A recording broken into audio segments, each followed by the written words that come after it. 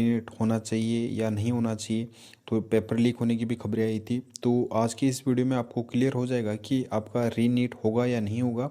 Video को शुरू से अंत तक जरूर देखिए। और दोस्तों, अगर आप हमारे चैनल पर नए हैं, चैनल को सब्सक्राइब करें, बेल आइकन को दबाएं, जिससे कि आने वाले सभी वीडियोज का नोटिफिकेशन आपको मिल सके। तो दोस्तों, जब से आपका एग्ज़ाम हुआ है तब से इसी तरह की खबरें आ रही है कि पेपर है वो लीक हुआ है। तो पेपर लीक होने की खबरें हैं वो डिफरेंट जो भी जितने भी विभिन्न न्यूज़ चैनल्स हैं, मीडिया सोर्सेस हैं, उसकी तरफ से आ रही है। तो लेकिन एनटीए की तरफ से जो ऑफिशियली तो नहीं, लेकिन एक मीडिया चैनल को इंटरव्यू में एनटीए के डीजी विनीत जोशी ने कहा है कि पेपर है वो लीक नहीं हुआ है, ये केवल चीटिंग हुई है। तो उनकी बात भी कहनी सही है, क्योंकि जो पहला प्रकरण आया था वो आया था आपका जयपुर से। तो जयपुर से भी पेपर लीक कब हुआ था? 2 बजे से 5 बजे तक आपका एग्ज़ाम था। तो 2 बजे आपका पेपर अगर पहले बाहर जाता तो उसे लीक माना जाता, लेकिन 2:30 पे वो पेपर व्हाट्सएप के थ्रू आंसर के लिए सेंड किया गया था। तो उसे इस तरीके से लीक नहीं कहा गया। अदर सिटीज़ से, जैसे कि वाराणसी में भी इस तरह के प्रकरण आए थे, अजमेर से भी आए थे, भरतपुर से, दिल्ली से। तो काफ़ी सारे जो एग्जामिनेशन सेंटर है वहाँ से भी इस तरीके के प्रकरण आए थे। तो जयपुर वाले प्रकरण के लिए तो बिल्कुल एनटीए ने कह दिया कि ये चीटिंग है। और जो अदर सिटीज़ से या अदर एग्जामिनेशन सेंटर से आए थे, तो उनके जो प्रॉक्सी स्टूडेंट हैं उनके द्वारा वहाँ पे किया गया था कि अदर जैसे कि फर्स्ट कैंडिडेट है उसकी जगह पे जो मेन कैंडिडेट वो नहीं गया, और उसकी जगह पे अदर स्टूडेंट को वहाँ पे एग्ज़ाम देने के लिए भेजा गया। तो इस तरीके के काफ़ी सारे एग्जामिनेशन सेंटर से आए थे, लेकिन जो पेपर था वो आउट नहीं हुआ। कुल मिला के ये है कि आपका जो पेपर है या उसके जो क्वेश्चंस हैं वो आपके एग्ज़ाम से पहले कहीं भी नहीं मिले।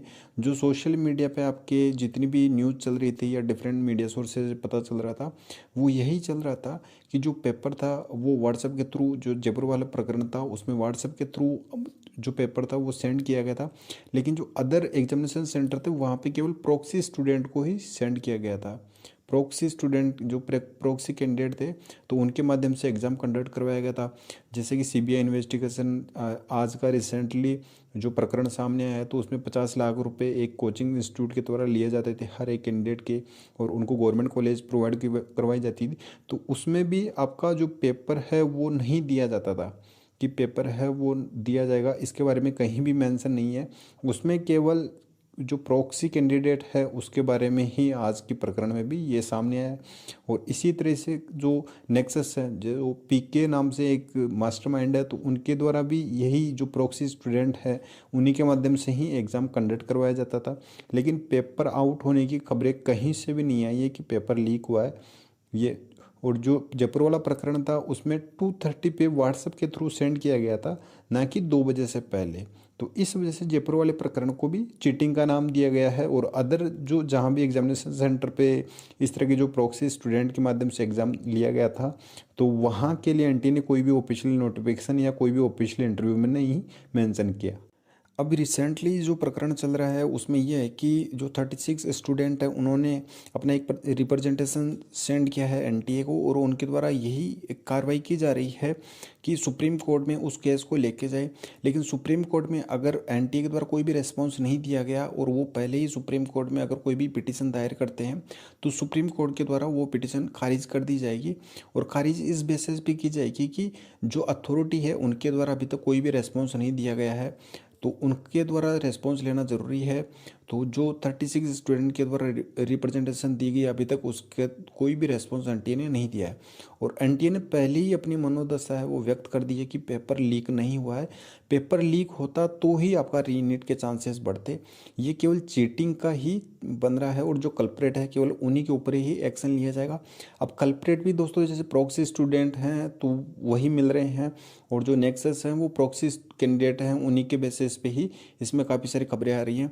और पेपर आउट करने का या क्वेश्चन पेपर किसी भी कैंडिडेट को बताने का कहीं भी प्रकरण नहीं आया है।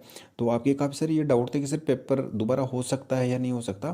तो दोस्तों, जो अभी वर्तमान की स्थिति है उसको देखते हुए आपके जो पेपर रीनीट होने के हैं वो 1% चांसेस, वो 99% चांसेस हैं कि आपका पेपर है वो दोबारा नहीं होगा। तो 1% चांस है, एक्सेप्शनल है कि हो भी सकता है, नहीं भी हो सकता, लेकिन 99% है कि आपका पेपर है वो दोबारा नहीं होने वाला है।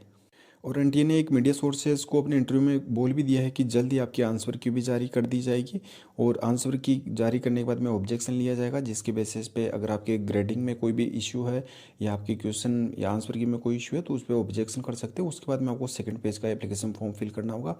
तो दोस्तों जो रीनीट होने के चांसेस हैं वो बिल्कुल न के बराबर ही हैं, 1% तो दोस्तों बिल्कुल कम है। तो ये एक्सेप्शनल है।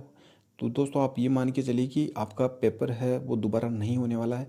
तो जिनका अच्छा स्कोर नहीं हुआ है उन्हें अभी से अपनी स्टडी पे फोकस करना चाहिए और आपके 6 से 7 महीने बाद में आपका फिर से एग्ज़ाम होगा, तो आप अभी से प्रिपरेशन में लग जाइए और इधर उधर की बातों में आप ध्यान मत दीजिए। और जिनका अच्छा स्कोर हुआ है, जिनका एवरेज स्कोर भी है, तो वो काउंसलिंग में पार्टिसिपेट कीजिए और अपने जो भी कॉलेज हैं, जैसे गवर्नमेंट कॉलेज हैं, तो आप उन पे एनालिसिस कीजिए कि लास्ट ईयर में कितनी कट ऑफ गई थी, कितनी कॉलेजेस हैं, कितनी सीट हैं। तो ये सारी चीज़ें एनालिसिस करके आप अपनी सीट है वो कंफर्म कर सकते हैं, क्योंकि ये सबसे इंपॉर्टेंट पार्ट होता है आपके कॉलेज चॉइस फिल करने का। तो दोस्तों ये आपका जो डाउट है वो क्लियर हो गया होगा। वीडियो पसंद आए वीडियो को लाइक करें, शेयर करें। धन्यवाद। जय हिंद, जय भारत।